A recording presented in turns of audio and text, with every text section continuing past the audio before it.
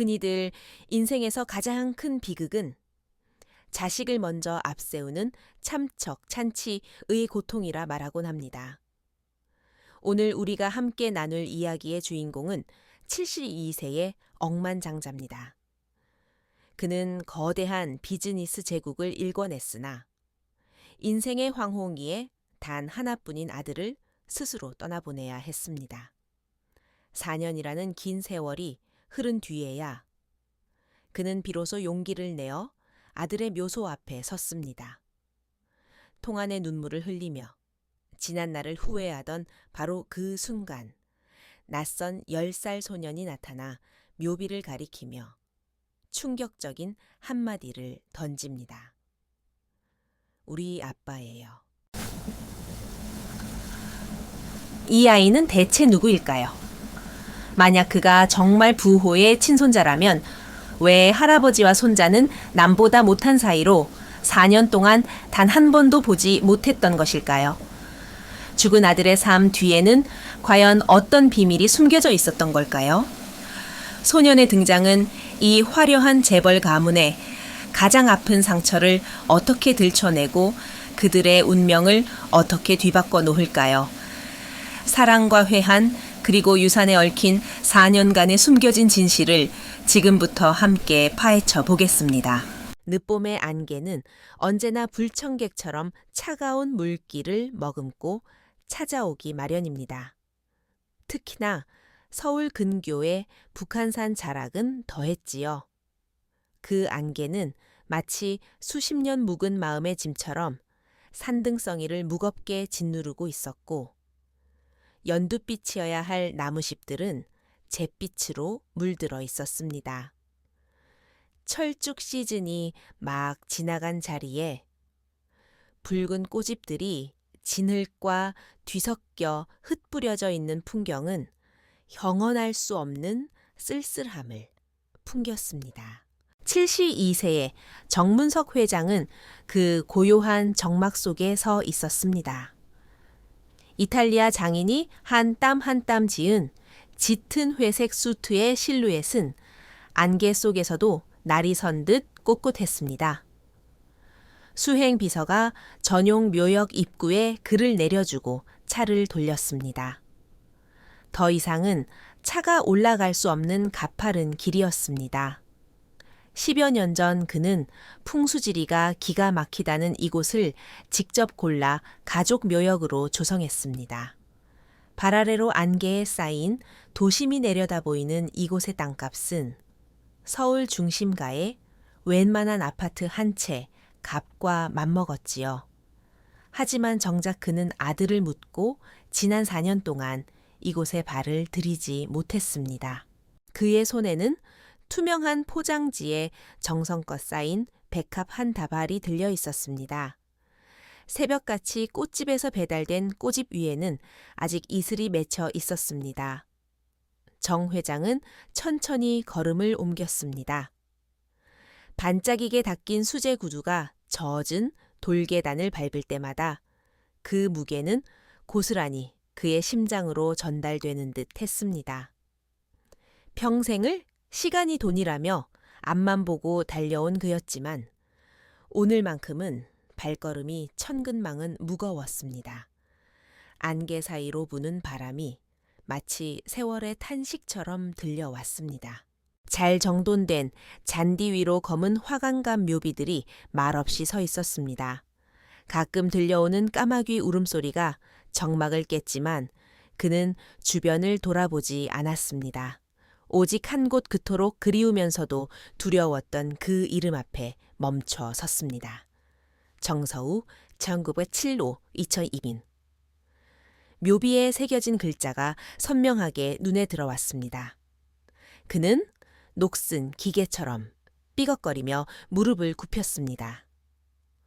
백합다발을 묘 앞에 내려놓자 꽃잎 위에 이슬이 돌의 무늬 속으로 스며들었습니다. 세호야 아비가 너무 늦었구나. 입술을 떼자 수십 년 묵은 먼지 더미가 쏟아져 나오는 듯 탁한 목소리가 흘러나왔습니다. 바람에 실려간 말의 끝자락이 애처로웠습니다. 그는 묘비에 박힌 아들의 사진을 바라보았습니다. 햇살처럼 환하게 웃고 있는 젊은 사내와 늙고 병든 아비 사이에는 생사라는 거대한 강물과 차마 다하지 못한 침묵과 과오들이 가로놓여 있었습니다. 그는 고개를 떨구었습니다. 4년. 네가 떠난 지 벌써 4년이구나. 그는 누군가 들어주길 바라고 온 것도 누군가와 함께 할 것이라 생각지도 않았습니다. 그저 아들에게 바치는 지각한 작별, 인사일 뿐이라 믿었습니다. 그때였습니다. 아이의 맑은 목소리가 정막을 깨트린 것은요. 여긴 우리 아빠 집이에요. 할아버지 시끄럽게 하지 마세요. 정 회장은 소스라치게 놀라며 몸을 돌렸습니다. 뒤에는 10살 남짓 되어 보이는 소년이 서 있었습니다. 빛바랜 파란색 운동복 점퍼는 소매 끝이 닳아 있었고 훌쩍 커버린 발에 비해 큰 운동화는 앞코가 까져 하얀 양말이 보일 듯했습니다. 하지만 아이의 눈망울은 마치 갓 씻어낸 별빛처럼 맑았고 나이에 맞지 않는 경계심을 품고 있었습니다. 소년의 손에는 캐릭터 로봇이 그려진 낡은 철제 도시락통이 들려 있었습니다.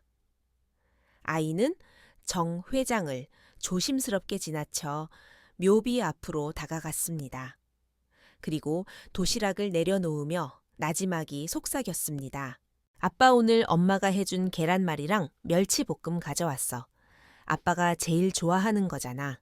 그 순간 정 회장의 심장이 누군가 꽉 쥐어짜는 듯 아려왔습니다. 아이는 익숙한 솜씨로 도시락 뚜껑을 열고 작은 젓가락으로 노릇하게 구워진 계란말이 한 조각을 집어 묘비 앞 재단에 놓았습니다. 산속의 습한 공기를 뚫고 올라오는 고소한 계란 냄새가 정 회장의 코끝을 찔렀습니다. 어지럼증이 일었습니다. 아이는 일을 마친 뒤에야 정 회장을 올려다보며 고개를 까닥였습니다. 제 이름은 이찬이에요. 10살이고요. 매주 엄마가 싸준 도시락 가지고 아빠 보러 와요. 정 회장의 손끝이 파르르 떨렸습니다. 시선은 그 도시락 뚜껑에 머물렀습니다. 모서리에 파란 매직으로 삐뚤빼뚤하게 써진 찬이라는 글자. 내 성이 이 씨라고 정 회장의 목소리가 걷잡을 수 없이 떨렸습니다. 네, 엄마는 누구니? 엄마 이름은 이경희예요. 아이는 한치의 망설임도 없이 대답했습니다. 엄마가 그랬어요. 나는 아빠가 세상에서 받은 가장 소중한 선물이라고요. 이경희, 그 이름은 날카로운 바늘이 되어 정 회장의 심장 깊숙한 곳을 정확히 찔렀습니다. 잊을 리가 없는 이름이었습니다. 자신이 결코 인정하지 않았던 아들의 여자. 간호사 출신의 평범한 집안 정씨. 가문의 며느리로는 티끌만큼도 부족하다고 여겨 내쳤던 그 여자였습니다. 그런데 지금 자신이 부정했던 그 이름과 아들의 눈매를 꼭 빼닮은 아이가 동시에 눈앞에 나타난 것입니다. 아이는 달아빠진 책가방에서 네모나게 접힌 도화지 한 장을 꺼냈습니다. 펼쳐진 그림 속에는 묘비 하나가 있고 하늘에서는 아빠의 영혼이 웃고 있었습니다. 묘비 앞에는 한 여자와 어린 소년, 그리고 도시락통이 그려져 있었지요. 그런데 정 회장의 심장을 멈추게 한 것은 그림 구석에 서 있는 정장을 입은 백발의 노인이었습니다. 엄마가 그랬어요. 할아버지가 오늘 오실지도 모른다고요. 그래서 이 그림을 그렸어요. 진짜 우리 할아버지가 맞으면 이거 가져가세요. 그림 속 노인은 그가 오늘 입고 온 수트의 색깔은 물론 백발을 뒤로 넘긴 모양까지 똑 닮아 있었습니다. 네가 내가 누군지 어떻게 아니? 몰라요? 아이는 고개를 저었습니다. 하지만 엄마가 할아버지는 아주 대단한 분이라고 했어요. 다만 예전에는 우리를 보고 싶어 하지 않으셨을 뿐이라고요. 정 회장은 다리에 힘이 풀려 주저앉듯 아이와 눈높이를 맞췄습니다. 가까이서 본 아이의 눈매는 젊은 시절 서우와 판박이었습니다. 눈꼬리가 살짝 처진 그 부드러운 곡선까지도요. 내 아빠가 내 이야기를 하더냐. 아이는 아빠의 사진을 닮은 미소를 지어 보였습니다. 아빠가 그랬어요. 할아버지는 옛날에 아빠를 아주 많이 사랑하셨대요. 그런데 나중에는 회사 일을 더 사랑하게 되신 거라고요. 그 말은 무딘 칼날이 되어 정 회장이 수십 년간 콘크리트처럼 쌓아 올린 마음의 벽을 잔인하게 긁어내렸습니다. 그는 급히 고개를 숙였습니다. 아이에게 눈시울이 붉어진 모습을 보이고 싶지 않았습니다. 그 순간 그는 수조 원의 자산을 굴리는 거대 그룹의 회장이 아니라 아들을 잃고 손주마저 외면했던 보잘것없는 노인에 불과했습니다. 멀리서 급한 발걸음 소리와 함께 여자의 목소리가 들려왔습니다. 차나. 아이가 일어나 손을 흔들었습니다. 엄마 여기요. 정 회장이 고개를 들자 회색 코트를 입고 낡은 캔버스 가방을 맨 여자가 달려오는 것이 보였습니다. 창백한 얼굴에 맺힌 땀방울은 그녀가 산 아래서부터 얼마나 숨가쁘게 뛰어왔는지를 말해주고 있었습니다. 이경희였습니다. 기억 속의 온화한 모습 그대로였지만 눈가에는 세월의 잔주름이 잡혔고 눈빛에는 경계심과 깊은 피로가 서려 있었습니다. 그녀는 먼저 아이의 곁으로 가 상태를 확인한 뒤 묘 앞에 쭈그려 앉은 노인을 바라보았습니다. 두 사람의 시선이 마주치는 찰나 시간이 멈춘 듯 했습니다.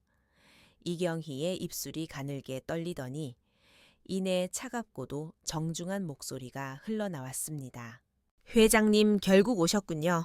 그 목소리엔 공경도 증오도 없었습니다. 오직 너무 오랫동안 억눌러온 소름 끼칠 정도의 냉정함만이 있을 뿐이었습니다. 아이는 두 사람을 번갈아 보며 물었습니다. 엄마 이분 누구예요? 이경희는 잠시 멈칫하더니 정 회장의 얼굴에서 시선을 떼지 않은 채 나지막이 말했습니다. 차나 이분은 예전에 우리를 거절하셨던 가족이란다. 산사태가 나기 직전의 고요함 같은 침묵이 흘렀습니다. 정 회장은 무어라 말을 하려 입을 벌렸지만 목구멍이 타들어가는 듯 아무 소리도 나오지 않았습니다. 그는 멍하니 서서 귀를 때리는 산바람 소리만 들었습니다. 땅 위에 놓인 캐릭터 도시락과 노란 계란말이를 내려다보았습니다.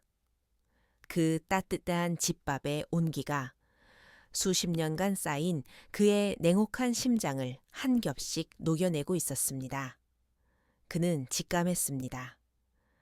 이 모든 것이 결코 간단히 끝나지 않으리라는 것을요. 그리고 아이의 청명한 눈동자가 자신이 외면해온 무거운 과거를 깨우고 있다는 사실을 말입니다. 강남구 테헤란로의 펜트하우스. 360도로 펼쳐진 통유리창 밖으로 서울의 화려한 야경이 펼쳐져 있었습니다. 롯데월드타워의 불빛이 손에 잡힐 듯 가깝고 발 아래로는 빛의 강물처럼 차들이 흐르고 있었습니다. 거실 바닥은 최고급 대리석으로 마감되어 거울처럼 빛났고 미니멀한 디자인의 소파 몇 개만이 덩그러니 놓인 공간은 집이라기보다 차가운 현대 미술관 같았습니다. 성공과 부를 과시하는 모델하우스 그 이상도 이하도 아니었습니다. 정문석 회장은 홀로 테라스 안락의자에 앉아 있었습니다. 저녁부터 들고 있던 수십만 원짜리 싱글 몰트 위스키는 한 모금도 줄지 않은 채 얼음만 녹아 있었습니다. 수정잔 속에서 흔들리는 호박색 술잔이 마치 그의 마음처럼 서늘하게 빛났습니다. 낮에 묘역에서 본 장면들이 영화처럼 머릿속을 맴돌았습니다. 아이의 맑은 눈 따뜻한 계란말이, 그리고 이경희의 싸늘한 한마디. 할아버지는 나중에 회사 일을 더 사랑하게 되신 거라고요. 손자의 그 말은 저주가 되어 그를 먼 과거로 끌어내렸습니다. 화려한 도시의 불빛은 많았지만 온기는 없었습니다. 그의 기억 속 고향인 전라도 나주의 달빛과는 달랐지요. 그의 생각은 1950년대로 거슬러 올라갔습니다. 모든 것이 부족했던 시절이었습니다. 그는 3남매 중 장남이었습니다. 아버지는 그가 아주 어릴 때 병으로 돌아가셨고 어머니는 남의 집 바느질과 밭일을 하며 자식들을 키웠습니다. 유독 추웠던 어느 겨울 집에는 이불 한 채 제대로 없었습니다. 3형제는 서로의 천에 의지해 웅크려 잤고 어머니는 낡은 손바지 하나에 의지해 문틈으로 새어드는 황소바람을 온몸으로 막아내며 밤을 지새우셨습니다. 문서가 우리처럼 배경 없는 놈들은 독해지지 않으면 평생 밟히고 사는 거다. 그것은 어머니가 임종 직전 남긴 유언이었습니다. 큰 병원 한 번 못 가보고 돌아가신 어머니를 위해 그가 할 수 있는 건 없었습니다. 당시 전남 광주의 공사판에서 일용직으로 일하던 그는 기별을 듣고도 차비가 없어 발을 동동 굴러야 했습니다. 초라한 빈소 앞에서 그는 맹세했습니다. 언젠가 이 세상에서 가장 높은 곳에 서서 모두가 나를 우러러보게 하겠다고. 그 도끼 어린 맹세가 그의 일생을 지배했습니다. 밤낮 없이 트럭을 몰고 모래를 날랐고 공사판 10장에서 건설사 하청업자로, 그리고 마침내 문성건설을 세웠습니다. 조폭의 칼날도 권력자의 압박도 돈과 권력으로 뭉개며 올라왔습니다. 1980년대 건설붐이 일 때 그는 빌린 돈으로 강남의 금싸라기 땅을 사들여 첫 아파트를 지었습니다. 건물 이름을 기석동 치자 동이라 붙였습니다. 집안을 일으켜 세운다는 뜻이었지요. 그때부터 그의 이름은 은행의 블랙리스트에서 네로라 하는 경제 잡지의 표지로 옮겨갔습니다. 하지만 가난이 핥히고 간 마음의 흉터는 결코 아물지 않았습니다. 그의 인생에서 가장 중요한 세 가지는 체면 권력 그리고 통제였습니다. 모든 사람과 사물이 자신이 설계한 도면 위에 있어야만 가정이 평온하고 사업이 번창한다고 믿었습니다. 아내는 친구의 소개로 만난 초등학교 교사였습니다. 조용하고 단아한 여자였지요. 결혼 1년 만에 아내가 유산했을 때 그는 중요한 접대 중이었습니다. 병원에 가보는 대신 전화를 걸어 차갑게 말했습니다. 사업이 우선이야. 기회는 또 오겠지? 몇 년 후 아들 서우가 태어났습니다. 간호사가 쭈글쭈글한 갓난아기를 건네주었을 때 그의 머릿속에 스친 첫 생각은 다행이다, 후계자가 생겼다는 것이었습니다. 서우는 어려서부터 조용했습니다. 사람 많은 곳을 싫어하고 구석에서 그림 그리기를 좋아했지요. 정 회장은 아들의 그런 유약함을 혐오했습니다. 남자는 감성보다 계산이 빨라야 한다고 믿었습니다. 고등학교 시절 서우가 미대에 가고 싶다고 용기를 내어 말했을 때 그는 불같이 화를 냈습니다. 그림 그려서 밥 벌어 먹겠다고 그건 멍청한 놈들이나 하는 짓이다. 우리 집안엔 화가 따위 필요 없어. 결국 아들은 굴복했습니다. 아버지가 지정해준 경영학과에 진학했고 졸업하자마자 회사 밑바닥부터 굴러다니며 경영 수업을 받았습니다. 모든 것이 그의 시나리오대로 흘러가는 듯 했습니다. 이경희라는 여자가 나타나기 전까지는요. 간호사 배경도 없는 주제에 감히 우리 정씨 가문 문턱을 넘겠다고 그는 아들 앞에서 서슴없이 독설을 퍼부었습니다. 수수하게 차려입은 이경희를 그는 벌레 보듯 했습니다. 서우 네가 눈이 먼 거냐. 저런 여자가 어떻게 상장사 안주인 노릇을 하겠어. 그날 저녁 식사는 아수라장이 되었습니다. 이경희는 눈물을 흘리며 떠났고 서우는 처음으로 아버지에게 대들었습니다. 제가 원하는 건 회사를 관리해 줄 사람이 아니라 저를 이해해 줄 사람이에요. 정 회장은 비웃었습니다. 사랑 그게 밥 먹여주냐? 몇 년만 지나면 다 시시해지는 거야. 현실을 봐. 몇 달 뒤 그는 강압적으로 아들을 대형 로펌 대표의 딸인 한윤주와 맞선 보게 했습니다. 집안도 좋고 교양도 넘치는 그가 생각하는 완벽한 며느리감이었습니다. 서우는 오랫동안 침묵하다 결국 고개를 끄덕였습니다. 아들이 순종하는 법을 배웠다고 생각했습니다. 하지만 아들은 뒤에서 이경희와 살림을 차렸고 아이까지 낳았습니다. 사설 탐정을 통해 이 사실을 알게 된 날 정 회장은 뇌졸중이 올 정도로 격분하며 아끼던 자사호 찻잔을 박살냈습니다. 감히 정씨 핏줄을 밖에서 나돌게 해 이름도 없는 사생아라니 내 체면이 뭐가 되겠어? 알고 있습니다. 서우의 목소리는 이상하리만치 차분했습니다. 하지만 제 자식에게 아빠 없는 서름을 줄 수는 없습니다. 그 순간 그는 아들이 미쳤다고 생각했습니다. 하지만 더 생각지도 못한 일은 그가 부정한 손주가 노년의 그에게 가장 무거운 죄책감이 되어 돌아온 것이었습니다. 밤이 깊었지만 정 회장은 잠들 수 없었습니다. 서재로 들어가 금고를 열었습니다. 안에는 수조 원대 토지 문서와 주식 양도 서류들이 가득했지만 손주의 사진 한 장 없었습니다. 그는 아이가 몇 년도 몇 월 며칠에 어느 병원에서 태어났는지조차 몰랐습니다. 알려고 하지도 않았습니다. 그에게 그것은 아들의 인생에서 지워야 할 오점이었으니까요. 그래서 변호사를 통해 냉혹한 내용 증명을 보내고 아이의 출생 증명서를 회수하며 모든 연을 끊으려 했던 것입니다. 창밖의 바람소리가 시간의 틈새를 뚫고 들어와 가라앉았던 과거를 들춰냈습니다. 문득 한 장면이 떠올랐습니다. 4년 전 성대하게 치러졌던 서우의 장례식. 미망인 자리를 지켰던 한윤주는 품위 있게 울었고 문상객들은 정씨 가문의 기품을 칭송했습니다.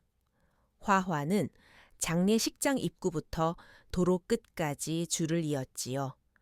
그런데 영당 구석에서 잠시 보았던 그림자 하나, 멀리서 검은색 낡은 외투를 입은 한 여자가 몸에 맞지 않는 작은 양복을 입은 아이의 손을 잡고 서 있었습니다. 아이는 입술을 깨물며 울음을 참는 듯 보였습니다. 그는 보았지만 보지 못한 척 고개를 돌렸습니다. 이제야 알 것 같았습니다. 그 아이가 찬이었다는 것을요. 새벽이 밝아오고 있었습니다.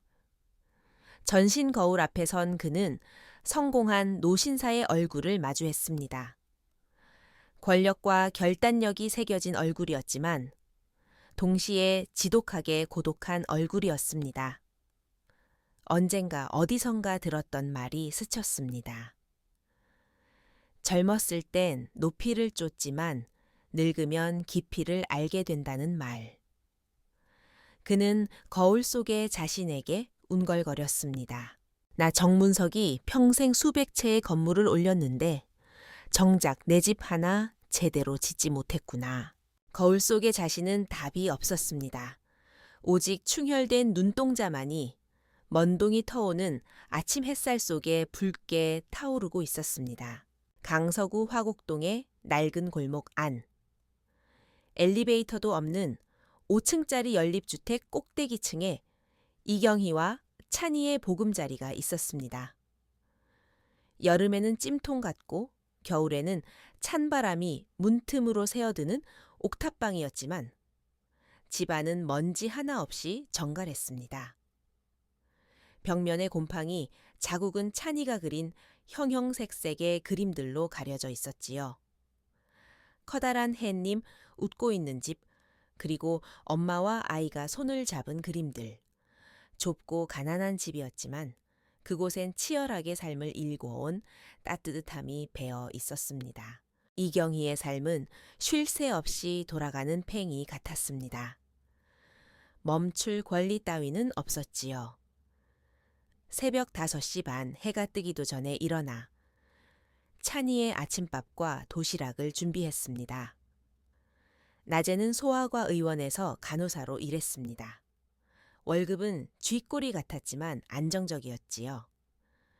퇴근길에 시장통에서 대충 낀 일을 때우고는 곧장 요양병원 야간 간병 아르바이트를 하러 달려갔습니다. 자정이 넘어서야 파초가 된 몸으로 귀가해 아들이 책상 위에 남겨둔 숙제를 검사하는 것이 그녀의 일상이었습니다. 찬이는 가슴이 아릴 정도로 철든 아이였습니다.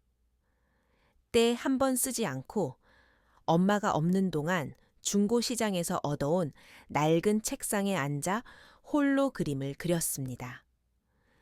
갈라진 책상, 모서리를 투명 테이프로 정성껏 붙이고 좋아하는 스티커를 붙여놓은 뒷모습을 볼 때마다 경희는 가슴이 미어지는 듯했습니다. 엄마 이거 봐. 우리 집이야. 찬이가 내민 도화지 속엔 집 안에 엄마와 아이 그리고 한 구석에 흐릿한 빈자리가 그려져 있었습니다. 이 자리는 아빠 자리지. 그녀가 묻자 아이는 힘차게 고개를 끄덕였습니다. 눈물을 삼키며 그녀는 아이를 꽉 껴안았습니다. 응, 아빠가 하늘에서 우리 찬이 지켜보고 있을 거야. 생활의 고단함보다 힘든 건 세상의 시선이었습니다. 학교 운동회 날 가정통신문엔 부모 동반 참석이라 적혀 있었습니다. 찬이는 기어들어가는 목소리로 물었지요. 다른 애들은 아빠 엄마 다 오는데 나만 혼자 가야 해. 경희의 가슴에 바늘이 찔리는 것 같았습니다. 그녀는 무릎을 굽혀 찬이의 눈을 맞췄습니다. 혼자가 아니야. 엄마가 아빠 목까지 두 사람 몫을 할게. 그날 그녀는 생전 신지도 않던 운동화를 신고 아들과 함께 달렸습니다. 다른 집들은 아빠가 무등을 태우고 엄마가 응원했지만 그녀는 혼자 아들의 손을 잡고 2인 삼각 경기를 뛰었습니다. 결승선을 통과했을 때 찬이는 엄마를 끌어안고 해맑게 웃었습니다. 엄마 나 아빠 없어도 돼. 엄마만 있으면 돼. 주변 학부모들의 동정 섞인 시선과 애비 없는 자식이라는 수군거림이 들려왔지만 그녀는 아들을 더 꽉 안아줄 뿐이었습니다. 비 내리는 어느 밤 잠든 아들을 바라보며 그녀의 기억은 서우와 처음 만났던 날로 흘러갔습니다. 벽지 요양 봉사 현장이었습니다. 서우는 해외 유학을 마치고 막 돌아와 집안의 등 떠밀림의 사진이나 찍으러 온 재벌가 도련님이었지요. 그녀는 거동이 불편한 할머니의 욕창을 정성껏 닦아내고 있었습니다. 질끈 묶은 머리에 하얀 가운을 입은 그녀의 뒷모습을 보고 서우는 발걸음을 멈췄습니다. 나중에야 알았지만 그는 그녀의 책임감 있는 모습에 반했다고 했습니다. 전 대단한 꿈은 없어요. 그저 우리 가족 평안하게 돈 걱정 안 하고 살 수 있으면 좋게요. 그 말에 서우는 한참을 침묵했습니다. 18살 생일에 30억이 든 증권 계좌를 선물 받았던 그에게 삶을 책임으로 살아내는 여자는 경외감 그 자체였습니다. 두 사람의 인연은 비 오는 날에 우연한 친절로 시작되었습니다. 퇴근길 찢어진 우산을 들고 서 있던 그녀를 서우가 채 태워준 것이 시작이었지요. 심야 식당의 국밥 한 그릇 오래된 영화관에서의 데이트. 서우는 자신의 집안 배경을 말하지 않았고 그녀도 묻지 않았습니다. 경희 씨랑 있으면 내가 정서우인 것 같아. 누군가의 후계자가 아니라. 서우가 고백했을 때 그녀의 반응은 예상외로 차분했습니다. 아버님이 허락하실까요? 서우는 답하지 못했습니다. 그녀는 이미 알고 있었던 겁니다. 집안의 반대로 끝내 헤어지는 수많은 연인들의 결말을요. 그녀는 짐이 되고 싶지 않았습니다. 하지만 사랑은 길을 찾아갔습니다. 그해에 겨울 아이가 생겼습니다. 그녀는 조용히 떠나려 했습니다. 고향으로 내려가 혼자 아이를 키우려 했지요. 하지만 서우는 끝내 그녀를 찾아냈습니다. 떨리는 손으로 그녀의 어깨를 잡으며 눈시울을 붉혔지요. 안 돼. 절대 혼자 두지 않아. 내 아이야. 내가 책임져. 서우는 작은 오피스텔을 얻어 그녀의 태교를 도왔습니다. 아이가 태어나던 날 그는 회사의 눈치를 보지 않고 분만실을 지켰습니다. 땀에 젖은 그녀의 손을 잡으며 새 생명을 맞이했지요. 안녕 찬아. 내가 내 아빠야. 그 시절은 인생에서 가장 행복한 시간이었습니다. 그러나 행복은 짧았습니다. 정 회장이 이 사실을 알게 된 것이죠. 그는 직접 나서지 않았습니다. 대신 변호사를 통해 서늘한 내용 증명을 보냈습니다. 이경희 씨는 정 씨 가문과 법적으로 아무런 관계가 없으며 그 자녀 또한 정 씨 성을 사용할 수 없음. 편지를 읽으며 그녀는 밤새 아이를 안고 울었습니다. 서우는 격분하며 아버지에게 대들었지만 거대한 가문의 벽을 넘기엔 역부족이었습니다. 그는 몰래 생활비를 보내며 때를 기다리자고 했습니다. 언젠가 아이를 당당하게 햇볕 아래에 세워주겠다고 약속했지요. 하지만 그 약속을 지키기도 전에 서우는 치명적인 교통사고로 세상을 떠났습니다. 세월이 흐른 지금 그녀는 가끔 생각합니다. 그때 좀 더 단호했다면 결과가 달라졌을까. 하지만 세상에 만약이란 없다는 걸 그녀는 잘 압니다. 다만 그녀가 아는 건 그때 자신의 손을 잡아주던 남자가 온 진심을 다해 아이를 축복했다는 사실뿐입니다. 그것이면 충분했습니다. 장례식 날 그녀는 소매가 긴 검은 양복을 입힌 어린 찬이를 데리고 영당을 찾았습니다. 하지만 관리인들은 가족 명단에 없다며 그녀들을 가로막았습니다. 소란 피우지 마시고 돌아가시죠. 유리창 너머로 하얀 국화에 둘러싸인 서우의 영정사진이 보였습니다. 바람이 거셌습니다. 아이의 머리카락이 엉망이 되었습니다. 그녀는 아들을 코트 안으로 품어 안았습니다. 증오보다는 깊은 비애가 밀려왔습니다. 유산을 탐한 것도 명예를 원한 것도 아니었습니다.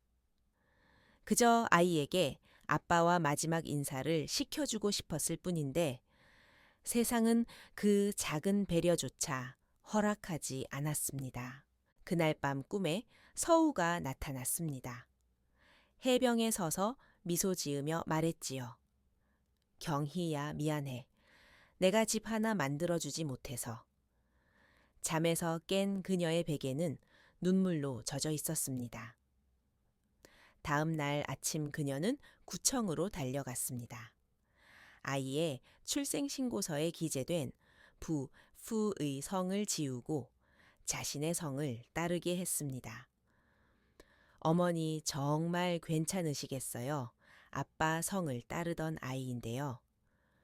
직원의 물음에 그녀는 담담히 고개를 끄덕였습니다. 네, 제 아들 이름은 이제 이찬입니다. 그날부터 그녀는 홀로 이 작은 가정을 지탱해 왔습니다. 호화로운 저택이나 외제차는 줄 수 없지만 사랑만큼은 부족하지 않은 어린 시절을 선물하고 싶었습니다. 삶은 고단했지만 도화지 위에 엄마와 자신 그리고 하늘에서 웃고 있는 아빠를 그리는 아들을 볼 때마다 그녀는 자신의 선택이 옳았음을 확신했습니다. 산 위의 바람은 평지보다 훨씬 매서웠습니다. 하얀 안개가 산마루를 무겁게 짓누르며 정적을 깨우려 했습니다. 이경희는 찬이의 손을 잡고 다시 정서우의 묘 앞에 섰습니다. 깨끗한 물로 갈아주고 새로 사온 하얀 리시안 셔츠를 꽂았습니다.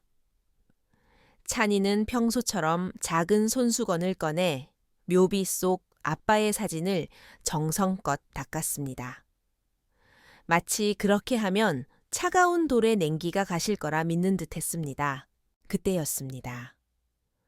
구두굽이 돌판을 때리는 날카로운 소리가 정적을 깼습니다. 압도적인 위압감을 풍기며 한윤주가 나타났습니다. 몸에 딱 붙는 세련된 검은색 롱코트 한치에 흐트러짐도 없는 올림머리 완벽하게 정돈된 화장. 그녀의 눈빛은 갓 갈아낸 칼날처럼 서늘했고 그 시선은 묘 앞의 모녀를 훑고 지나 이경희의 창백한 얼굴에 멈춰 섰습니다. 여길 감히 또 나타나 한윤주의 목소리는 낮았지만 공기를 가르는 칼날처럼 예리했습니다. 이경희는 즉시 답하지 않았습니다. 대신 찬이를 자신의 뒤로 끌어당겨 온몸으로 감쌌습니다. 그리고 똑바로 한윤주를 쳐다보았습니다. 한 상무님, 여긴 서우씨 묘역이에요. 이 아이는 서우씨 아들이고요. 아들 한윤주가 비릿하게 웃었습니다. 마치 세상에서 가장 어이없는 농담을 들었다는 표정이었습니다. 아들이라면 이름이 족보에 적혀 있어야지. 번듯하게 학렬자 따서 문중 어른들 앞에 이름이 올라가야 아들이지. 이 애가 그래 너는. 그 말은 무거운 추처럼 경희의 가슴을 내리쳤습니다. 찬이는 족보가 뭔지 몰랐지만 본능적으로 상대의 강렬한 악의를 감지했습니다. 맑은 눈망울에 당혹감이 서렸습니다. 경희는 아들의 손을 꽉 잡으며 목소리를 가다듬었습니다. 전 아무것도 바라지 않아요. 그저 아이가 아빠 앞에서 인사라도 하게 해주고 싶을 뿐입니다. 인사. 한윤주가 한 걸음 다가왔습니다. 뾰족한 구두 끝이 경희의 신발 코앞까지 닿았습니다. 네가 이렇게 자꾸 나타나는 것 자체가 서우 이름의 먹칠을 하는 거야. 너 같은 간호사 나부랭이가 감히 누굴 넘봐. 네가 뭔데 내 자리를 뺏으려 들어. 당신의 자리요. 경희가 고개를 들었습니다. 피곤함이 가득했던 눈매에 단단한 결기가 서렸습니다. 당신이 말하는 그 자리가 감정 한 조각 없는 혼인 신고서인가요? 아니면 거대한 재산 목록인가요? 자격은 당신이 가졌을지 몰라도 서우 씨 마음속에 누가 있었는지 당신이 더 잘 알 텐데요. 공기가 순식간에 얼어붙었습니다. 한윤주의 얼굴이 불그락푸르락 달아올랐습니다. 찔린 곳의 아픔이 수치심으로 변한 듯 보였습니다. 하지만 그녀는 금세 냉정을 되찾았습니다. 마음 죽은 놈 마음이 무슨 소용이야. 산 사람은 현실을 살아야지. 네가 얘한테 뭘 줄 수 있는데 옥탑방 전세금 아니면 평생 손가락질 받을 사생아 낙인. 적어도 전 아이에게 자유를 줬어요. 경희가 한자 한자 내뱉었습니다. 찬이는 두 여자 사이에 살벌한 다툼의 겁에 질렸습니다. 엄마의 옷자락을 붙들며 작은 소리로 애원했습니다. 엄마 집에 가요. 그냥 가요. 하지만 한윤주는 멈추지 않았습니다. 구석으로 숨으려는 아이를 향해 소리를 높였습니다. 그래 당장 꺼져 애새끼도 똑똑히 들어. 너 다시는 여기 나타나지 마. 여긴 내 자리가 아니야. 그 말은 가장 예리한 얼음 송곳이 되어 아이의 가슴에 박혔습니다. 찬이는 멍하니 고개를 들어 화려하게 치장했지만 일그러진 표정을 한 여자를 바라보았습니다. 아이의 눈에 순식간에 눈물이 차올랐습니다. 아줌마, 저 진짜 우리 아빠 아들 아니에요. 그 순간 이경희는 심장이 조각나는 고통을 느꼈습니다. 더 이상 참을 수 없었습니다. 눈물이 쏟아지려는 걸 참으며 아이를 꽉 끌어안았습니다. 찬아 너는 그녀의 목소리는 분노와 슬픔으로 떨리고 있었습니다. 한윤주는 비웃음을 흘리며 울고 있는 모자를 내려다보았습니다. 마치 한편의 저질 통속극을 보는 관객 같았습니다. 그녀는 몸을 돌리며 잔인한 한마디를 남겼습니다. 기억해둬. 아이가 태어난 건 죄가 아니지만 잘못된 장소에 나타나는 건 그 아이의 원죄야. 바람이 휘몰아치며 낙엽을 굴렸습니다. 경희는 품 안에서 떨고 있는 아들을 더 세게 안아주었습니다. 마음속엔 오직 한 가지 생각뿐이었습니다. 이 싸움은 단순히 자신과 한윤주의 개인적인 원한이 아니라는 것. 이것은 혈연과 사랑으로 맺어진 진실과 제도와 가문으로 유지되는 허울 사이의 충돌이었습니다. 그리고 그 틈바구니에서 찢겨 나가는 건 언제나 무고한 아이였습니다. 그날 밤 옥탑방으로 돌아온 찬이는 울지 않았습니다. 이상하리만치 조용했지요. 아이는 조용히 스케치북을 펴고 검은색 크레파스로 그림을 그렸습니다. 두 여자가 서 있고 한 명은 간호사복을 한 명은 화려한 드레스를 입고 있었습니다. 두 여자는 가운데 서 있는 작은 아이를 양쪽에서 잡아당기고 있었고 아이의 얼굴에는 눈물이 가득했습니다. 경희는 그 그림을 보며 가슴이 도려나가는 아픔을 느꼈습니다. 같은 시각 강남의 펜트하우스로 돌아온 한윤주는 코트를 벗어 던졌습니다. 하지만 손끝은 미세하게 떨리고 있었습니다. 와인을 한 잔 가득 따라 단숨에 들이켰습니다. 머릿속엔 정서우의 마지막 뒷모습이 떠올랐습니다. 그녀는 알고 있었습니다. 그 남자가 단 한 번도 진심으로 자신을 사랑한 적이 없었다는 것을요. 하지만 그렇기에 더더욱 이 전쟁에서 질 수 없었습니다. 여기서 밀려나면 그녀에겐 정말 아무것도 남지 않게 될 테니까요. 이 모든 광경을 지켜보고 있는 노인의 눈이 있었습니다. 멀리 나무 뒤에서 지팡이를 짚고 서 있던 정문석 회장이었습니다. 그는 손주가 걱정되어 몰래 뒤를 밟았다가 이 잔혹한 장면을 목격한 것입니다. 한윤주의 말 한마디 한마디는 과거 자신의 냉혹한 편견을 그대로 옮겨놓은 듯 했습니다. 그리고 눈물 젖은 손주의 목소리. 저 진짜 우리 아빠 아들 아니에요. 그 질문은 정 회장의 가슴을 커다란 망치로 때리는 듯 했습니다. 그는 비로소 깨달았습니다. 자신이 그토록 고집했던 침묵과 냉대 회피가 아들의 선택권을 뺏은 것도 모자라 죄 없는 아이를 존재 자체로 거부당하는 심연 속으로 밀어 넣었다는 사실을요. 아이의 눈물은 그 어떤 비난보다 날카롭게 그의 심장을 파고들었습니다. 밤이 깊었지만 정 회장의 서재는 정막에 쌓여 있었습니다. 커다란 자색 박달나무 책상 뒤에 앉은 그의 얼굴 위로 스탠드의 노란 불빛이 깊은 주름을 도드라지게 했습니다. 묘역에서의 잔상이 모처럼 박혀 떠나지 않았습니다. 손주의 눈물, 한윤주의 독설, 이경희의 소리 없는 인내. 그는 평생 사람 보는 눈이 뛰어나다고 자부하며 온갖 수단을 다 부려왔지만 이토록 무력하고 후회스러웠던 적은 없었습니다. 그의 시선이 책장 구석에 놓인 잠긴 오동나무 상자에 멈췄습니다.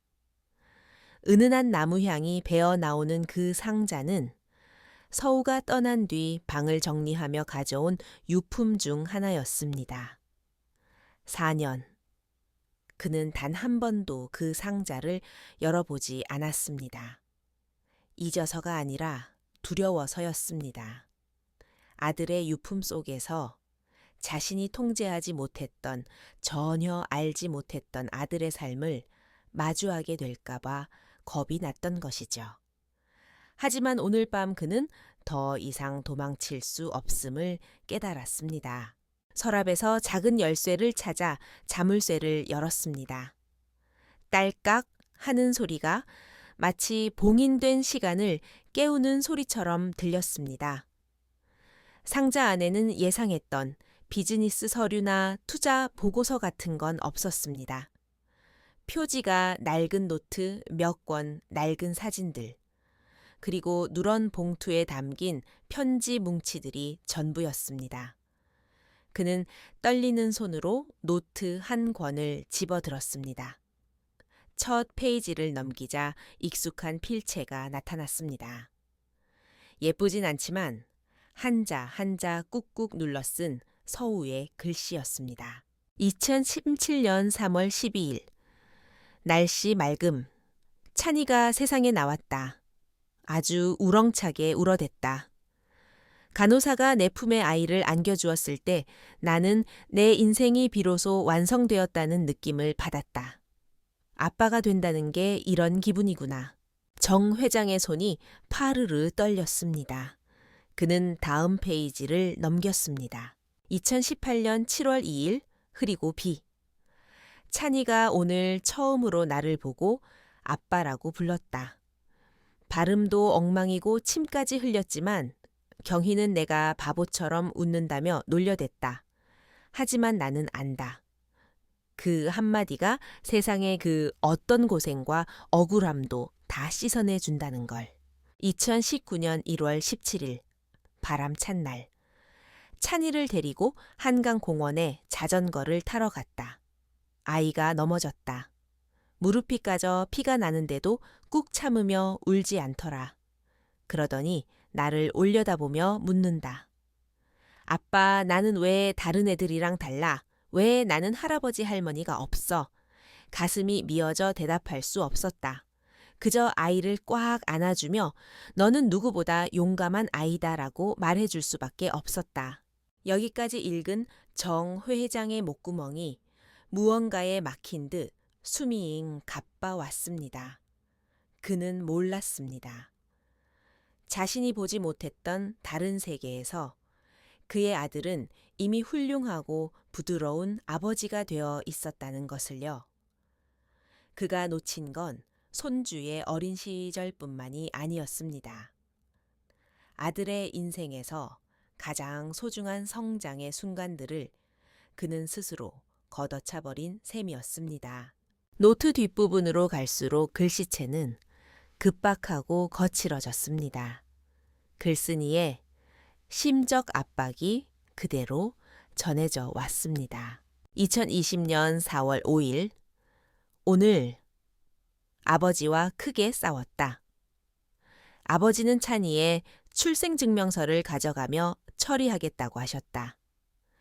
찬이가 영영 정씨 이름을 갖지 못하게 될 거란 걸 안다. 반항하고 싶었지만 아버지의 구분 등 뒤에서 나는 다시 침묵했다. 내 나약함이 증오스럽다. 2020년 6월 22일. 경희는 더 이상 자신을 몰아쓰지 말라고 한다. 혼자서도 버틸 수 있다고. 하지만 내가 어떻게 찬이를 모른 척하겠나. 만약 내게 무슨 일이 생긴다면 적어도 이 모자에게 보탬이 될 수 있는 서류를 몰래 작성해 두었다. 아무도 인정하지 않아도 찬이는 나의 유일한 아들이다. 세어류너 정 회장의 눈이 번쩍 뜨였습니다. 즉시 상자 밑바닥을 뒤졌습니다. 역시나 두꺼운 서류 봉투 하나가 깔려 있었습니다. 겉면엔 아무 글자도 없었지요. 심장이 요동쳤습니다. 봉투를 뜯어 내용물을 꺼냈습니다. 변호사 사무실의 표준 양식으로 작성된 문서였습니다. 제목은 선명했습니다. 유언서. 그는 한자 한자 읽어 내려갔습니다. 글자 하나하나가 청은망은의 돌덩이가 되어 가슴을 짓눌렀습니다. 본인 정서우는 본인 명의의 문성건설 지분 15%및 강남구 소재의 부동산 전체를 유일한 혈육인 이찬에게 유증하며 성년이 될 때까지 친모 이경희 씨를 법정 대리인으로 지정한다. 서류 끝에는 서우의 서명과 인감 그리고 2명의 증인 변호사 날인이 선명했습니다. 사고가 나기 불과 석 달 전의 날짜였습니다. 정 회장의 손바닥에 식은땀이 고였습니다. 이 서류가 왜 여기 있는 걸까요? 서우가 작성했다면 왜 변호사에게 맡기지 않고 집에 두었을까요? 머릿속에 끔찍한 가설이 스쳤습니다. 서우가 사고를 당한 직후 누군가 그의 집에서 이 유언장을 먼저 발견해 숨겨버린 것이 틀림없었습니다. 누굴까? 답은 뻔했습니다. 그는 깊은 한숨을 내쉬며 책상 위에 유언장을 내려놓았습니다. 다시 쳐다볼 용기가 나지 않았습니다.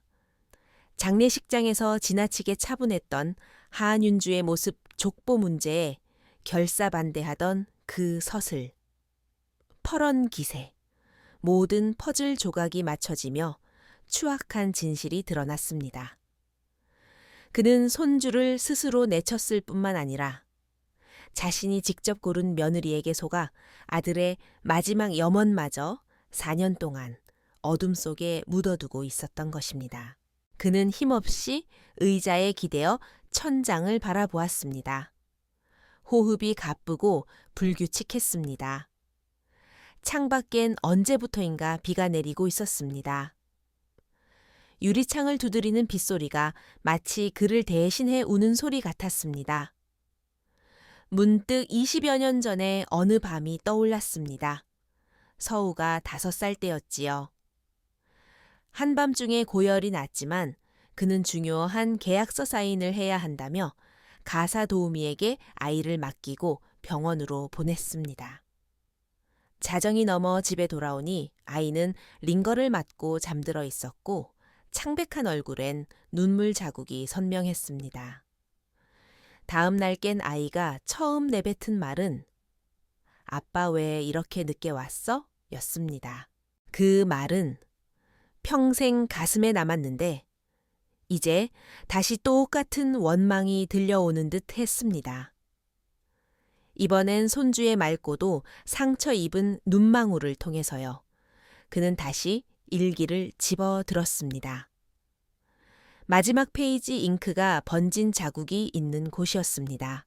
2020년 8월 10일. 누군가 나를 감시하는 것 같은 기분이 든다. 회사의 압박도 심해진다.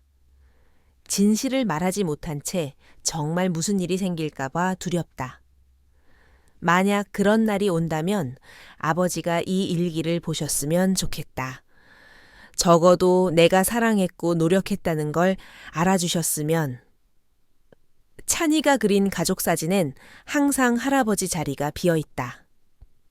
찬이는 묻는다. 할아버지는 언제 돌아와서 여기 앉으시냐고. 마지막 문장에서 정 회장의 인내가 무너졌습니다. 끊어진 진주 목걸이처럼 눈물이 노란 종이 위로 뚝뚝 떨어졌습니다. 그는 눈을 감고 고통스럽게 운걸거렸습니다. 서우야, 바보 같은 녀석, 왜 진작 말하지 않았니? 하지만 그는 잘 알고 있었습니다. 정말 물어야 할 대상은 자신이라는 것을요. 왜 나는 단 한 번도 들으려 하지 않았는가? 그는 조용히 일기장을 덮었습니다.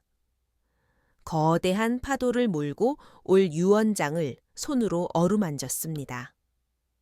그것은 진실을 밝히고 손주에게 권리를 되찾아줄 열쇠였지만 동시에 수십 년간 권위와 체면으로 쌓아 올린 자신의 성벽을 허물어뜨릴 날카로운 칼날이기도 했습니다. 이 모든 것을 공개한다는 건 정씨 가문이 세상의 조롱거리가 된다는 뜻이었습니다. 하지만 침묵한다면 서우는 구천을 떠돌 것이고 찬이라는 아이는 평생 부정당한 상처를 안고 살아가야 할 터였습니다. 서재의 고동시계가 자정을 알렸습니다. 둔탁하고 긴 울림이었습니다. 그는 일어나 창가로 갔습니다. 멀리 도심의 불빛이 보였습니다. 자신이 세운 빌딩들이 숲을 이루고 있었지요. 우스운 일이었습니다. 그 화려한 영광 아래에서 정작 자신의 아들을 짓눌렀고 손주의 존재마저 지워버리려 했다니. 그는 창문에 비친 자신의 초라한 모습에 맹세하듯 낮고 떨리는 목소리로 속삭였습니다. 차나 할아버지가 정말 잘못했다. 그랜드 하얏트 호텔의 거대한 연회장. 웅장한 샹들리에가 천장에 매달려 귀빈들의 얼굴 위로 찬란한 빛을 뿌리고 있었습니다. 입구에서 무대까지 레드카펫이 깔렸고 양옆으로는 정재계 인사들과 정씨 가문 친척들이 가득 메웠습니다. 기자들의 카메라 플래시가 쉴 새 없이 터지며 이 성대한 연회의 매 순간을 담아내고 있었습니다. 오늘은 문성건설 창립 50주년 기념 행사였습니다. 동시에 구권력과 신권력 사이에 암묵적인 권력 승계가 이루어지는 자리이기도 했지요. 대형 스크린에는 문성건설의 50년 역사가 흐르고 있었습니다. 작은 토목회사로 시작해 도시의 스카이라인을 바꾸는 거대 기업이 되기까지 정문석 회장의 일생이 담긴 영광의 기록들이었습니다. 헤드 테이블에 앉은 한윤주는 보랏빛 맞춤 드레스를 입고 목에는 눈부신 다이아몬드 목걸이를 걸고 있었습니다. 그룹 대행의 안주인답게 우아하고 단아한 모습으로 손님들을 맞이했지만 눈빛 깊은 곳에는 날카로운 경계심이 서려 있었습니다. 마치 자신의 영토를 지키는 암사자처럼 말이죠. 사회자의 격앙된 목소리가 정문석 회장을 소개했습니다. 용머리가 새겨진 지팡이를 짚고 정 회장이 천천히 일어섰습니다. 예전보다 허리는 조금 굽었지만 수십 년간 재계를 호령해온 풍채는 여전히 사람들을 압도했습니다. 깊게 팬 주름 사이로 결연한 의지가 엿보였습니다. 모든 것을 뒤흔들 결심을 한 사람의 얼굴이었습니다. 그가 마이크 앞에 섰습니다. 우레와 같은 박수갈채가 잦아들고 전 객석의 시선이 그에게 꽂혔습니다. 친지 여러분, 동료 여러분, 그리고 내외빈 여러분, 안녕하십니까? 지직거리는 마이크 너머로 사야 하면서도 묵직한 목소리가 회장에 울려 퍼졌습니다. 오늘은 문성건설이 50살이 되는 날입니다. 반세기 동안 우리는 풍파를 겪었고 영광도 쌓았습니다. 하지만 제 마음속에 너무 오래 감춰두었던 그리고 너무나 큰 실수를 저질렀던 한 가지 일이 있습니다. 객석에서 미세한 웅성거림이 시작되었습니다. 기자들의 셔터 소리가 빨라졌습니다. 정 회장은 잠시 멈추고 깊은 숨을 들이켰습니다. 그리고 온 힘을 다해 한자 한자 내뱉었습니다. 나 정문석에게는 손주가 하나 있습니다. 순간 회장 안은 폭탄이 떨어진 듯 발칵 뒤집혔습니다. 비명이 터져 나오고 사람들이 술렁였습니다. 사람들의 시선은 본능적으로 헤드테이블의 한윤주에게 향했습니다. 그녀의 얼굴은 순식간에 잿빛으로 변했고 손에 든 와인잔이 파르르 떨리더니 하얀 식탁보 위로 붉은 술방울이 튀었습니다. 휘 회장님, 그게 무슨 말씀이십니까? 한 원로 주주가 당황한 목소리로 물었습니다. 제 말은 정 회장의 시선이 얼어붙은 한윤주를 꿰뚫었습니다. 제 아들 서우의 핏줄은 결코 부정되어서도 숨겨져서도 안 된다는 뜻입니다. 비록 그 아이의 이름이 아직 족보에 오르지 못했을지라도 그는 우리 정씨 가문의 유일한 골육입니다. 말이 끝나기 무섭게 회장은 아수라장이 되었습니다. 한윤주가 벌떡 일어났습니다. 품위는 온데간데 없고 날카로운 목소리로 소리쳤습니다. 아버님 노망 나셨어요. 그 아이는 법적으로 아무 근거도 없는 애예요. 우리 집안 사람이 아니라고요. 윤주야. 정 회장이 호통을 치며 지팡이로 바닥을 쾅 쳤습니다. 네가 나를 너무 오래 속였어. 서우가 남긴 유언장 왜 나한테 주지 않고 숨겼니? 회장은 경악에 휩싸였습니다. 친척들은 믿기지 않는다는 듯 한윤주를 쳐다보았고 기자들은 특종을 잡은 듯 광기 어린 셔터지를 이어갔습니다. 난 그런 적 없어요. 한윤주의 얼굴이 백지장처럼 하얘졌습니다. 변명하려 했지만 입술만 달달 떨릴 뿐이었습니다. 서우는 생전에 자신의 모든 지분을 아들에게 남기겠다고 분명히 적어두었다. 내가 그 유언장을 직접 보았다. 오늘 나는 4년 동안 감춰졌던 이 진실을 밝히고자 한다. 그때였습니다. 회장 뒷좌석 구석에 앉아있던 이경희가 찬이의 어깨를 꽉 쥐었습니다. 정 회장의 초대로 지인의 자격으로 참석했던 그녀였습니다. 그저 아이에게 할아버지가 일구어온 사업을 멀리서나마 보여주려 했던 자리였는데 이런 폭풍 같은 전개가 펼쳐질 줄은 꿈에도 몰랐습니다. 찬이는 엄마 곁으로 바짝 붙었습니다. 사람들의 표정이 왜 저토록 무서운지 이해할 수 없었지요. 엄마, 할아버지가 나 부르는 거예요. 이경희의 심장이 격하게 요동쳤습니다. 눈물이 터져 나올 것 같았지만 꾹 참았습니다. 이제 운명의 바퀴는 되돌릴 수 없음을 알았습니다.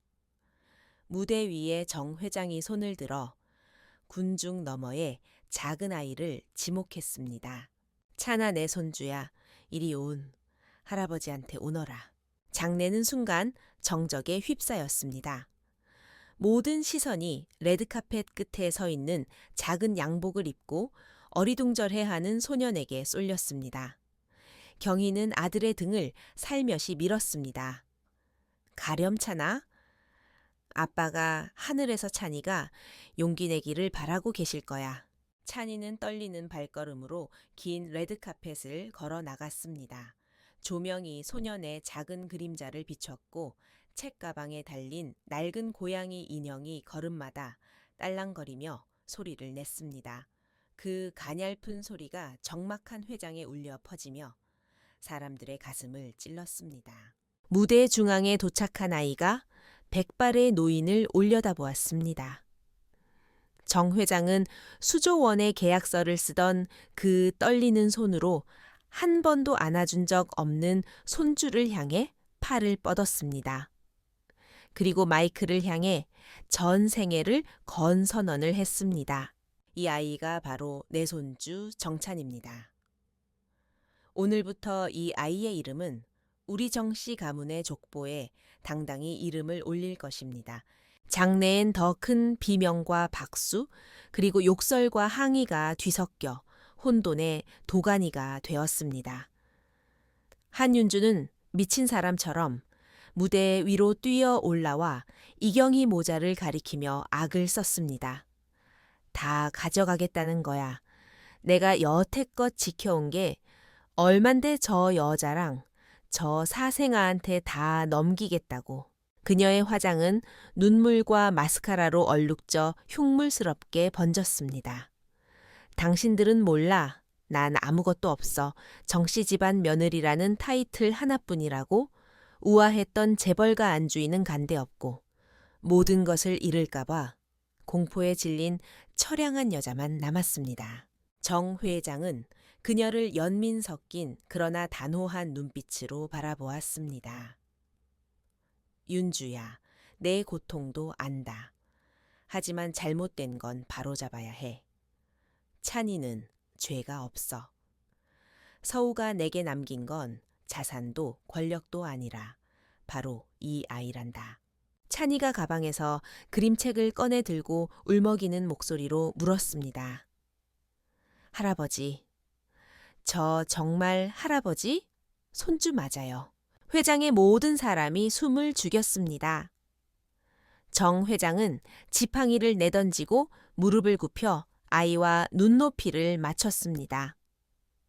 그리고 두 팔을 벌려 야윈 아이의 몸을 으스러지도록 꽉 안아주었습니다. 그래, 마이크를 통해 흘러나온 그의 목소리는 그 어느 때보다 따뜻하고 확신에 차 있었습니다. 맞다. 이제 그 누구도 아니라고 말 못한다. 기자들의 플래시가 눈이 멀 정도로 터졌습니다. 친척들의 소란은 계속되었지만 무대 위 노인과 아이는 태풍의 눈 속에 서 있는 섬처럼 평온하게 서로를 의지하고 있었습니다. 무대 아래에서 이경희는 손으로 입을 가린 채 참았던 눈물을 쏟아냈습니다. 이제 가시밭길이 시작되겠지만 적어도 아들은 10년 만에 원하던 대답을 얻었습니다. 그랜드 하얏트의 소란이 잦아들고 화려하고도 혼란스러웠던 연극의 막이 내렸습니다. 친척들 중 누군가는 분노하며 자리를 떴고 누군가는 집안 망신이라며 욕설을 퍼부었습니다. 기자들은 특종을 낚아챈 사냥개처럼 소식을 실어 날랐습니다. 다음 날 신문 한 면은 불보듯 뻔했습니다. 문성건설 50주년에 파란 회장, 사생 손주 공개 인정. 하지만 무대 중앙은 폭풍이 지나간 뒤에 정지된 시간 같았습니다. 정 회장의 손은 여전히 손주의 여윈 어깨를 붙들고 있었습니다. 노인의 회한 섞인 눈물이 값비싼 수트깃을 적셨습니다. 평생 사업의 라이벌이나 권력자 앞에서도 평정을 잃지 않던 그였지만 지금 이 순간만큼은 전 세계 앞에서 모든 갑옷을 내려놓았습니다. 찬이는 할아버지의 품 안에서 처음 느껴보는 낯설고도 따뜻한 온기에 조금씩 마음을 열고 있었습니다. 행사가 끝나고 밤이 깊었습니다. 정 회장은 강남의 펜트하우스로 바로 돌아가지 않았습니다. 대신 비서에게 갈라진 목소리로 지시했습니다. 나주 고향 집, 아니 내가 예전에 살던 성북동 집으로 가자. 그곳은 그가 젊은 시절 처음으로 내 집 마련을 했던 낡은 단독주택이었습니다. 붉은 벽돌은 빛바랬고 담쟁이 덩굴이 담장을 덮고 있었지요. 서우가 어린 시절을 보냈던 곳이기도 했습니다. 그는 대문 앞에 서서 한참 동안 들어가지 못했습니다. 질주해온 자신의 인생을 마지막으로 복귀하는 듯 했습니다. 할아버지, 여기가 할아버지 옛날 집이에요. 찬이가 호기심 어린 눈으로 물었습니다. 그래. 그때 할아버지는 가난해서 아무것도 없었지만 지금보다 훨씬 용감했단다. 이경이는 옆에서 묵묵히 지켜보았습니다. 이 순간은 10년 만에 만난 조부송환의 시간임을 잘 알고 있었습니다. 새벽녘에야 집으로 돌아가는 길 찬이는 하품을 하면서도 스케치북을 놓지 않았습니다. 창밖으로 스쳐가는 가로등 불빛 속에서 아이의 눈이 반짝였습니다. 할아버지, 제가 선물로 그림 하나 그려드려도 돼요. 정 회장의 눈시울이 다시 뜨거워졌습니다. 그럼 당연하지. 할아버지가 기다릴게. 다음 날 아침 옥탑방 창틈으로 아침 햇살이 스며들었습니다. 찬이는 책상 앞에 앉아 색연필로 정성껏 그림을 그렸습니다. 혀를 살짝 내밀고 집중하는 모습이 무척 진지했습니다. 책상 위엔 그동안 그린 그림들이 흩어져 있었습니다. 집, 하늘, 묘비, 아이의 마음속 결핍이 담긴 그림들이었죠. 하지만 오늘 찬이가 그리는 그림은 전혀 달랐습니다. 그것은 완벽한 가족 사진이었습니다. 상냥한 엄마와 찬이, 자신 그리고 구름 위에서 웃고 있는 아빠. 그리고 그들 뒤에 백발의 덩치 큰 할아버지가 서 있었습니다. 노인은 더 이상 구석이 아니라 엄마와 찬이의 어깨에 손을 얹고 인자하게 웃고 있었습니다. 찬이는 어느새 뒤에 와서 지켜보고 있는 정 회장을 돌아보며 조심스럽게 물었습니다. 할아버지, 이렇게 그리면 맞아요. 정 회장은 그림 속에서 부드러운 할아버지가 된 자신의 모습을 보며 참았던 눈물을 다시 터뜨렸습니다. 떨리는 손으로 그림을 건네받으며 그는 말했습니다. 그래, 찬아 고맙다. 할아버지에게 자리를 만들어줘서 정말 고맙구나. 며칠 후에도 언론은 연일 기사를 쏟아냈습니다. 재벌가의 추문이라 비난하는 이도 있었고 아이의 처지를 동정하는 이도 있었습니다. 하지만 이경이에게 그런 건 더 이상 중요하지 않았습니다. 그녀는 예전처럼 출근하고 밥을 짓고 아들의 숙제를 봐주었습니다. 다만 가끔 창가에 앉아 스케치북을 넘기는 찬이의 모습이 달라졌음을 느꼈습니다. 아이는 더 이상 내가 아빠 아들 맞냐고 묻지 않았습니다. 이미 답을 얻었으니까요. 어느 오후 정 회장이 다시 옥탑방을 찾았습니다. 수트를 벗고 수수한 셔츠 차림으로 작은 식탁에 앉았습니다. 벽에 가득 붙은 아이의 낙서들을 하나하나 훑어보았습니다. 엄마 힘내세요. 할아버지 기다릴게요. 같은 글귀들. 그는 거친 손마디로 그 종이들을 어루만졌습니다. 경희 씨 고맙습니다. 아이를 원망 없이 키워줘서. 경희는 고개를 저었습니다. 전 그저 아이가 사랑받고 자랐다는 걸 기억하게 해주고 싶었을 뿐이에요. 밤이 깊어 가로등이 켜지자 작은 방 안은 온화한 귤색 빛으로 물들었습니다. 찬이가 가방에서 정성껏 접은 종이 한 장을 내밀었습니다. 할아버지, 이거 새로 그린 거예요. 종이를 펼치자 더 큰 가족 사진이 나타났습니다. 엄마 찬이, 하늘의 아빠, 그리고 할아버지. 네, 사람이 어느 집 앞에 서 있었습니다. 그 집은 강남의 펜트하우스도 옥탑방도 아니었습니다.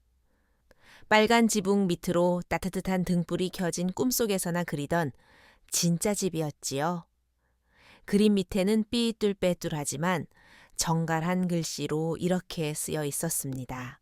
집은 누가 주는 게 아니라 우리가 함께 그리는 거예요. 노인은 그 글귀를 보며 가슴이 꽉 막혀오는 것을 느꼈습니다. 그는 아무 말 없이 아이를 품에 안았습니다. 10년이 걸린 그 포옹 사이엔 더 이상 어떤 장애물도 없었습니다. 그는 비로소 깨달았습니다. 평생 우러러 보아야 할 건물들만 지어 올렸던 그는 생의 끝자락에 이르러서야 10살 아이의 그림 속에서 집으로 가는 길을 찾았다는 사실을요. 그는 너무 많은 것을 잃었지만 적어도 미안하다는 말과 고맙다는 포옹을 건넬 시간만큼은 늦지 않게 잡았습니다. 창밖의 바람이 부드럽게 불어왔고 식탁 위의 그림이 살랑거렸습니다. 그림 속의 미소들은 영원이 되어 박제되었습니다. 차가운 묘비에서 시작해 아이의 그림으로 끝난 이 이야기는 우리에게 깊은 탄식과 질문을 남깁니다. 이 뒤엉킨 관계 속에서 과연 누가 가장 큰 책임을 져야 할까요? 독선으로 일관하다 늦게야 뉘우친 아버지 정문석일까요? 아니면 사랑과 가문 사이에서 고통받았던 아들 서우일까요? 혹은 빈 껍데기뿐인 명예에 집착했던 한윤주일까요? 아이의 세계는 단순합니다. 아이가 원한 건 수조원의 재산이 아니라 할아버지를 할아버지라 부를 수 있는 당당함과 따뜻한 품이었습니다. 여러분의 생각은 어떠십니까? 정 회장의 마지막 결단은 진정한 깨달음이었을까요? 아니면 그저 죄책감을 씻기 위한 보상이었을까요? 이경희라는 강인한 어머니에게는 어떤 말을 건네고 싶으신가요? 가족의 완성은 혈연일까요? 법일까요? 아니면 사랑일까요? 여러분의 소중한 의견을 기다립니다. 이 이야기가 여러분의 마음 한구석을 건드렸다면 소중한 사람들과 나누어 보시기 바랍니다. 타인의 삶을 통해 우리 자신의 인생과 인성을 되돌아보는 시간이 되었기를 바랍니다. 감사합니다.